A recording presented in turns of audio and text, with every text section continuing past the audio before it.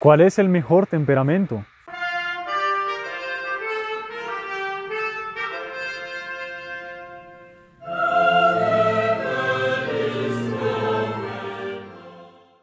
Desde el siglo pasado, muchos autores han escrito sobre este tema de los temperamentos y eso ha despertado un gran interés por parte de las personas. Porque, claro, todo el mundo quiere saber cuál es su temperamento. Yo, cómo soy, cuáles son mis ventajas, mis desventajas, cómo hacer, cuáles son mis problemas. Eso pues crea una gran tranquilidad para la persona conociendo pues sobre este tema. Pero lo más importante no es justamente cuál es mi temperamento. Lo más importante es saber cómo conducir mi temperamento para la santidad. Y justamente eso es lo que le preguntaron, un grupo de jóvenes le preguntaron al Dr. Plinio en la década del 80. Es el video que vamos a mostrarles el día de hoy. Le hacen la pregunta sobre el temperamento y cómo conducir el temperamento hacia la santidad. Veamos esta respuesta que estoy seguro que va a ser de mucha ayuda espiritual para todos los que asistan a este video.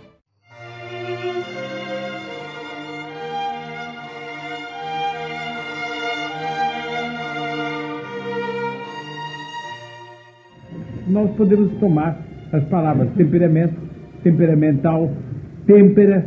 Já ouviram falar da têmpera do aço? O aço é bem temperado. Os senhores já devem ter ouvido falar de clima temperado, já devem ter ouvido falar da virtude da temperança. Essas várias aplicações que têm a mesma raiz, essas várias aplicações têm um denominador comum. Qual é o denominador comum? O que é, então, têmpera? O que é temperamento?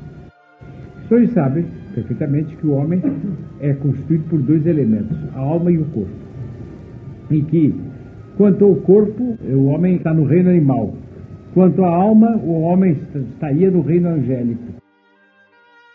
Nós somos, portanto, um composto harmônico de alma e matéria, mas assim mesmo nós podemos fazer reflexões adequadas sobre o temperamento que nos levarão melhor a compreender qual é o papel do temperamento e da vontade, do temperamento da sensibilidade, do temperamento e da inteligência, e depois então ver o que é temperamento.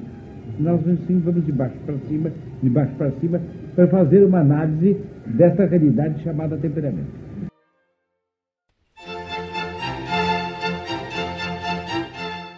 Os senhores tomam então um leão e considerem uma tartaruga, ou se preferirem usar uma comparação mais frequente, mais surrada, mas mais característica, se os senhores compararem uma lebre com uma tartaruga, os senhores verão que é evidente que a cada uma corresponde um temperamento.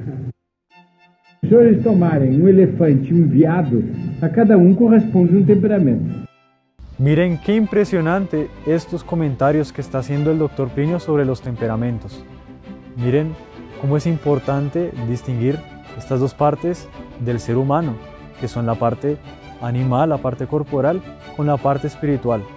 Ambas partes unidas es lo que van a dar el temperamento. Si tenemos eso claro y si entendemos esto para nosotros, vamos a también tener nosotros claro ese temperamento que nosotros tenemos. Entonces vamos a colocar mucha atención, porque sabiendo nuestro lado espiritual y teniendo bien presente ese análisis que está haciendo el Dr. Plinio de la parte animal, de la parte fisiológica, vamos a poder conquistar nuestra meta, que es justamente ordenar nuestro temperamento para la santidad. Entonces, continuemos. Nós poderíamos multiplicar assim indefinidamente os exemplos.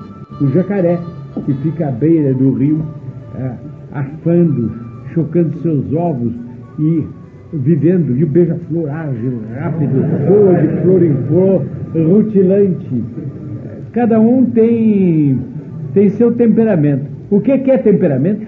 Me pareceu que os senhores acharam mais ágil e mais agradável ouvir a comparação palpável do colibri, do beija-flor e do jacaré, mais do que da lebre e da tartaruga. Vamos então tomar essa comparação. A anatomia dos dois animais não podia ser mais diferente.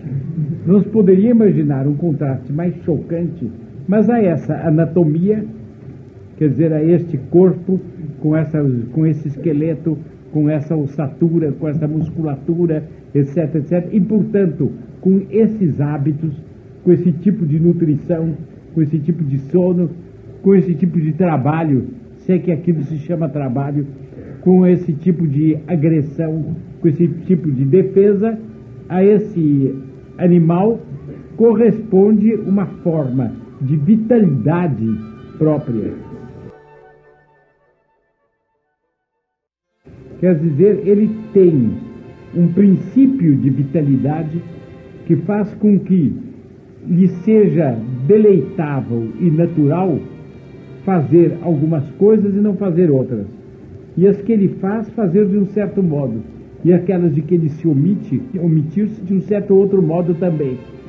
Há, portanto, nele, além do que seria o animal morto, um jacaré morto, há alguma coisa chamada vida que se comunica a ele e que é material, não é um princípio espiritual, é algo comunicado, uma centelha comunicada por Deus.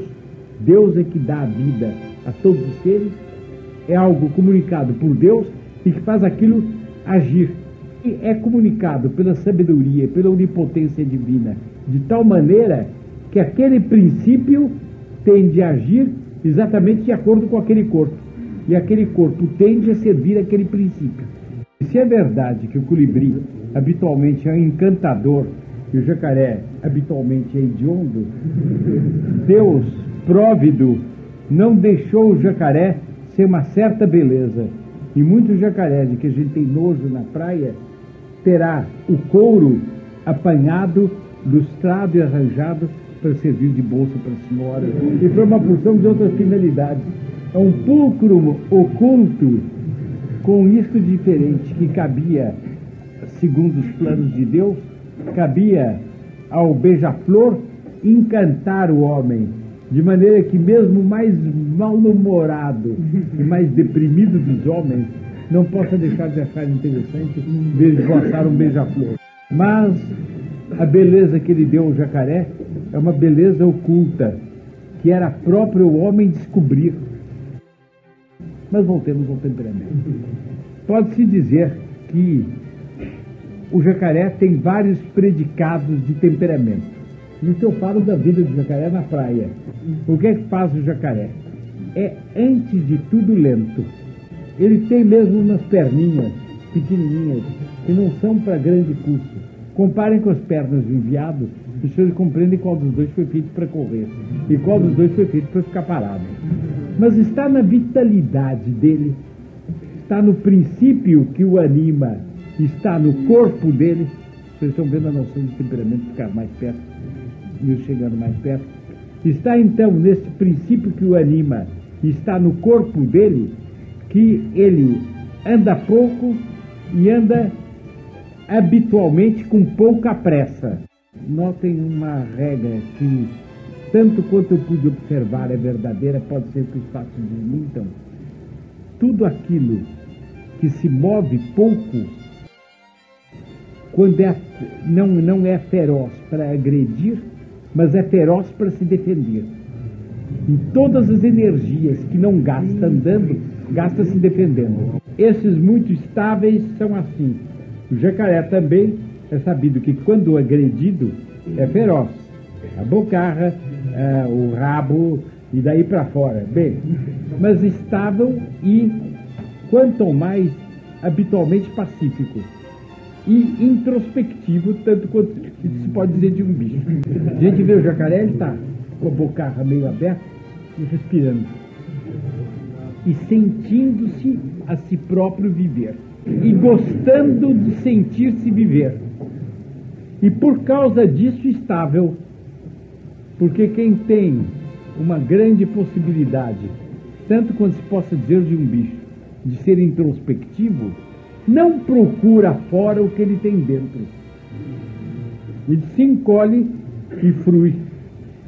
e compreendes que ele se mova pouco, que sua natureza não peça que ele se mova muito, porque ele não precisa. Para ele seria inútil, seria um dom desnecessário. Ele tem dentro de si aquilo que os outros procuram fora de si. O que é que ele precisa ir como colibri de flor em flor? Ele perderia tempo, ele acharia perda de tempo. Ele fica afando, de boca aberta, sentindo-se viver. Tomando sol, gostando de tomar sol, ele vai e se afunda nos pântanos.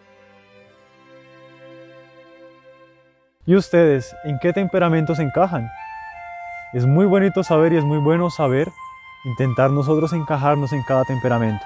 Si somos más solitarios, si somos más activos, si somos más contemplativos, si nos gusta pensar. Hay cantidad de temperamentos y con esto nos estamos dando cuenta de que cada persona tiene su propio temperamento. ¿Sí? ¿Qué es el temperamento? Podemos decir que es la manera como la persona se relaciona con los otros y con los ambientes. Ese comportamiento y esa forma de relacionarse van a ser nuestro temperamento. Entonces, como hemos visto, vamos tomando, el doctor Plinio va tomando ejemplos de varios animales y de ahí va sacando como moralejas para cada uno de nosotros. Entonces pongamos mucha atención porque en varios animales, en varias partes de la naturaleza, podemos sacar ejemplos y moralejas para nuestro temperamento, para modelar nuestro temperamento con ese objetivo que es la santidad, llegar hasta Dios.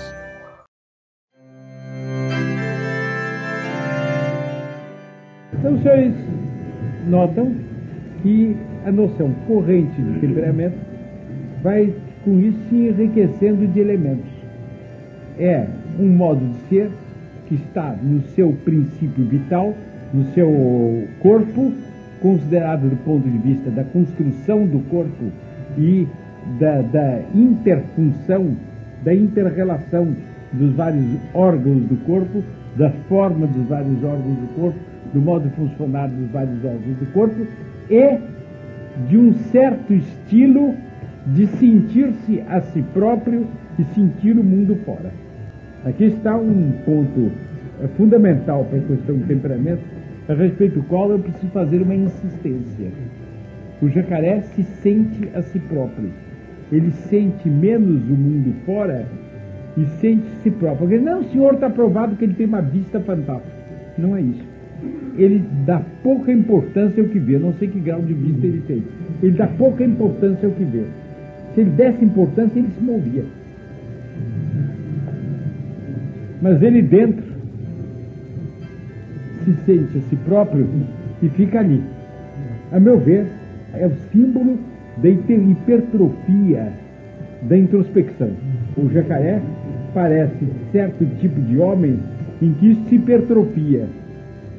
Eu conheço gente que gosta propriamente disso.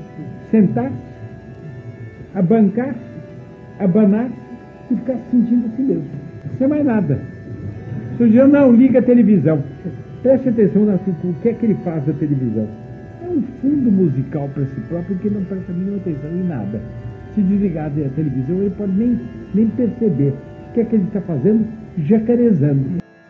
Esses são aspectos do temperamento do jacaré, em que eu pus bem claro o sentir-se a si próprio e o sentir o mundo externo e uma certa proporção entre sentir uma coisa e outra como um elemento precioso do temperamento.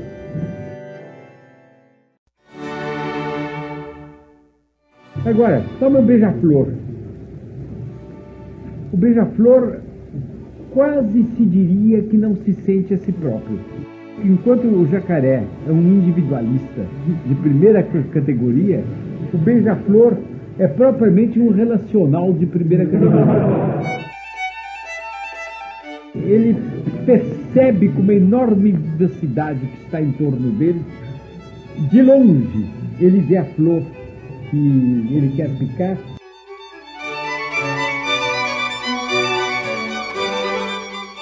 Ele vem vindo com aquelas voltas. Ele lá vem vindo. E ele tem dois movimentos. Um que parece um pouco de tempo perdido e outro movimento em que ele pica com uma pressa inesperada. Chega lá, esvaça enquanto suga, esvaça, pega, depois de repente vai embora, demarra. Quando ele pegou o que ele quer, ele não sai, não, ele vai reto embora. Então ele vem em voos indecisos. Dizia que ele não viu o que ele quer, mas tanto ele viu que o voo dele é um pouco em parafuso, um pouco. Podia vagamente ser comparado com um voo em parafuso, vagamente.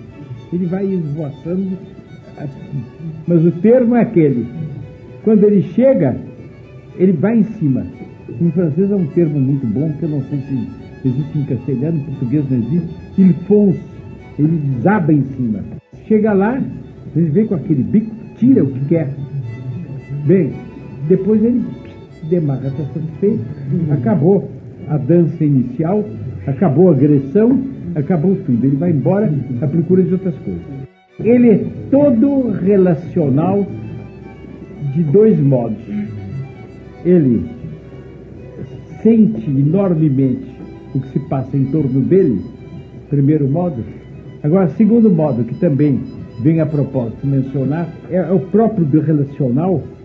Ele não se sente bem a si próprio enquanto parado. Ele só para dormir, quer dizer, para perder a consciência de si mesmo. Fora disso, ele não se sente bem. Agora, quando ele acorda, a gente nota que ele sente a si próprio bem enquanto relacionado, tomando contato, procurando, encontrando, esvoaçando, assim que ele gosta. O beija-flor tem todo um temperamento relacional em que o próprio modo de ele sentir-se abrange a relação com os outros, pede o movimento e é todo construído. E toda a sua carnatura, toda a sua vitalidade são calculadas de maneira a ele poder se mover. Tá? Um outro temperamento. Não tem alma espiritual. Tudo que eu estou dizendo é relacionado com o corpo e está, portanto, relacionado no mundo onde a alma espiritual do espírito não está presente.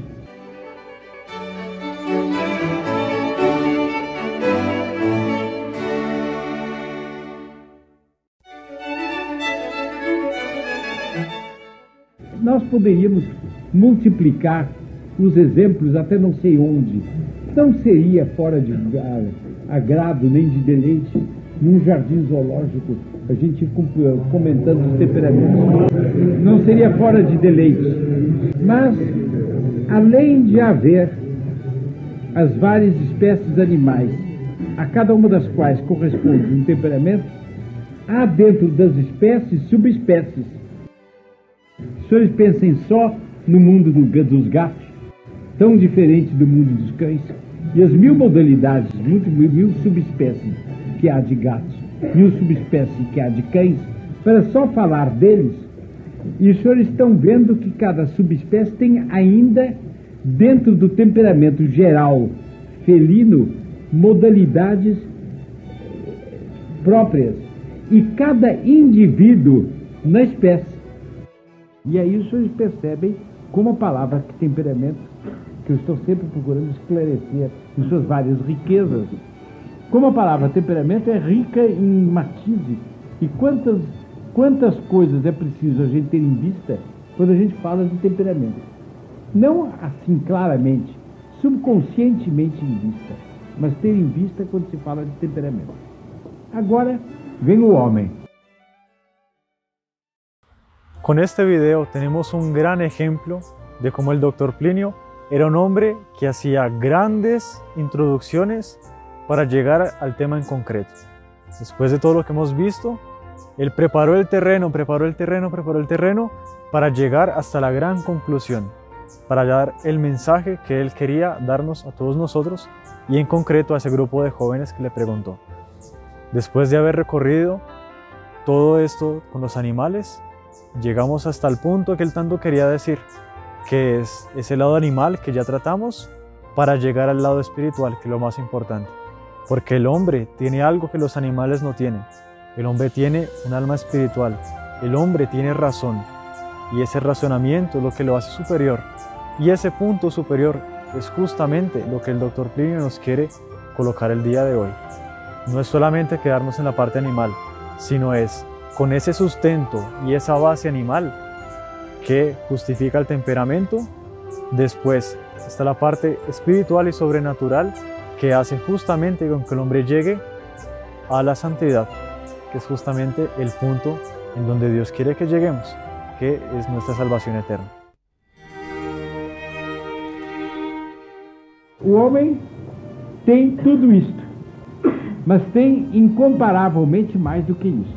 Em todo caso, nós, pela introspecção de nós mesmos, nós podemos ter uma ideia do que é o nosso próprio temperamento.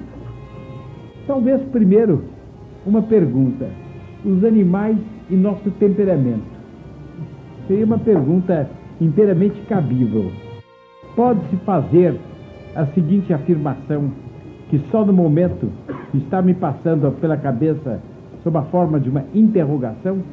Pode-se afirmar que o conjunto dos animais existentes simboliza todas as formas de temperamento possíveis, de movimentos temperamentais possíveis num homem?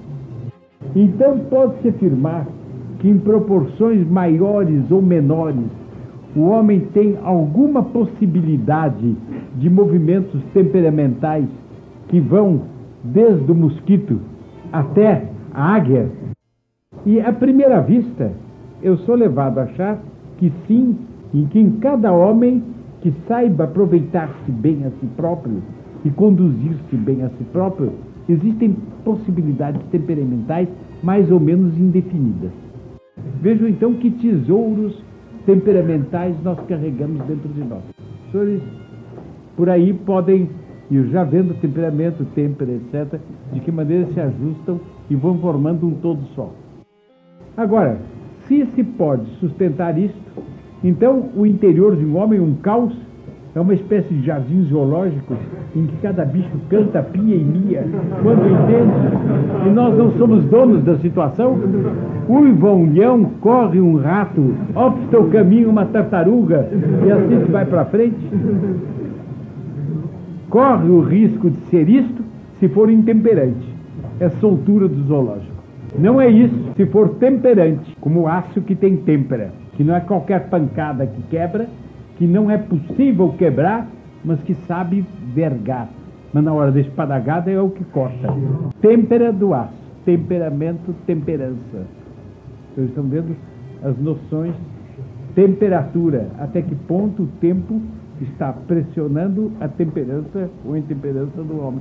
Essas coisas vão se coadunando, se ajeitando, formando um todo. Tomado esse todo, nós podemos então dizer como é no homem. É uma tragédia e é uma sublimidade. No que é tragédia? Todos os seres vivos têm o temperamento servindo ao respectivo fim.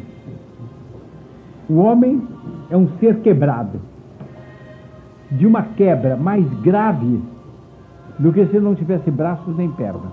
Por quê? Porque com frequência o temperamento pede alguma coisa contrária ao fim dele. E ele tem dentro de si um conflito, que é fruto do pecado original. O pecado original pôs essa desordem no homem. E o resultado é que o homem tem que lutar com uma fera contra si mesmo, ora apoiado por seu temperamento, tendo o temperamento como gládio, que ele volta contra si mesmo, e ora, pelo contrário, sendo ele o homem contra o qual o gládio do temperamento fustiga. E é, ao mesmo tempo, por alguns lados, admirável, e por outros lados é terrível. O que acaba sendo? É que há uma ligação que nós conhecemos, mas que nós não sabemos descrever exatamente como é, entre nossa alma e nosso corpo. Por onde nossa inteligência puramente espiritual conhece as coisas que o temperamento está pedindo. E nosso temperamento não é o de bicho, porque já é de um corpo feito para viver em função de uma alma espiritual. É um temperamento que é mais elevado do que de um bicho. Já é manuseável por uma alma própria nossa, utilizável por uma alma própria de cada um de nós.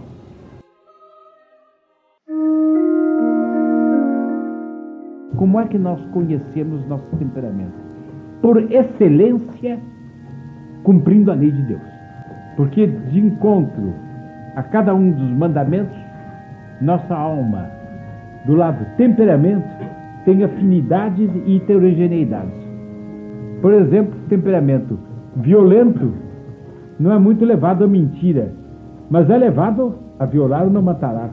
Temperamento mais débil não é levado a matar, mesmo porque pode ser morto, mas reage pela mentira, que é a forma própria do débil. Não exclui que haja violentos pavorosamente débeis, mentirosos, e mentirosos de vez em quando pavorosamente violentos. É porque no homem as coisas se sucedem. O homem é variável. De encontro aos mandamentos, ele vai percebendo como ele deveria ser. E ele vai compreendendo o que é que ele deve apoiar em si e o que é que ele deve combater em si. Feito o balanço do que ele deve apoiar e do que ele deve combater, são dois tipos de homens. E ele compreende-se a si próprio e compreende o adversário que ele tem metido dentro de si. E ele parte no combate de sua fé, que ilumina a sua inteligência, de sua vontade, que nunca praticaria os mandamentos estavelmente no todo, sem o auxílio da graça, e de sua sensibilidade, que a graça ajuda muito a elevar, a modelar e a ajeitar. Ele parte nessa luta contra os lados maus de seu temperamento.